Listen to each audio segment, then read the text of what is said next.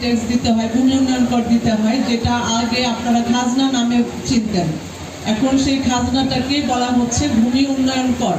মানুষ আমাকে বলতেছে যে 8 মাস ধরে সে খারিজের জন্য আবেদন করছে, এখনো খারিজ পায়নি।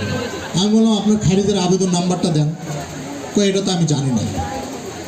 তা আমি বললাম আপনি যে খারিজের আবেদন করছেন আপনি জানেন না, তাহলে কীভাবে হবে? কয় যে ওই যে একজনের কাছে দিছিলাম, সে পরে খোঁজ নিয়ে দেওয়া গেল সে একজন দালাল।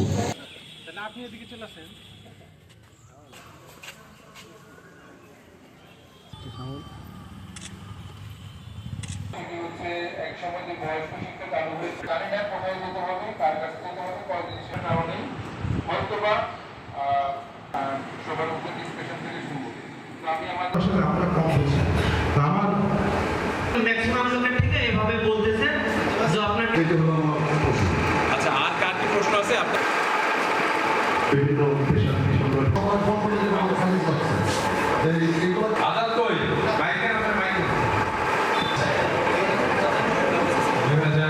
কি কি লাগবে তার খাজনা দিতে হলে?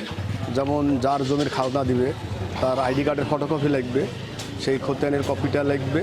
সেই ব্যক্তি যদি মারা যেয়ে থাকে তাহলে তার ওয়ারিশ সার্টিফিকেট, তার উত্তরাধিকার হবে সে তার ওয়ারিশ, সেই সার্টিফিকেট নিয়ে আসলে আর তার আইডি মোবাইল নিয়ে আসলে সে খাজনাটা দিতে পারবে। এখানে ভূমি মেলা হচ্ছে, এখানে থেকে আমরা যে কোনো জমি সমস্যার সমাধান পাচ্ছি।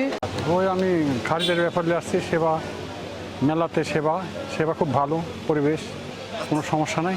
এই ধরনের অনুষ্ঠান শুধুমাত্র দিবস কেন্দ্রিক না, মাঝে মাঝে আয়োজন করা দরকার। এখানে যে কোনো সেবা যে কোনো ব্যক্তি এসে সরাসরি এখান থেকে গ্রহণ করতে পারবে।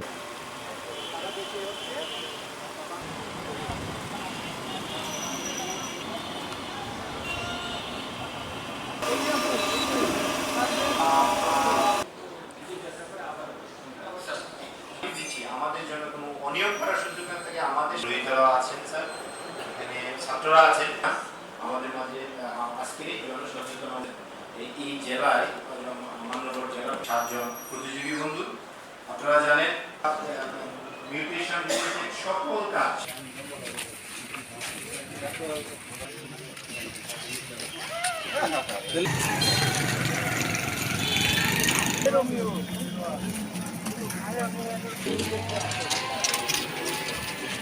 জি স্যার, পিতা কেটে এই মাত্র শুভ উদ্বোধন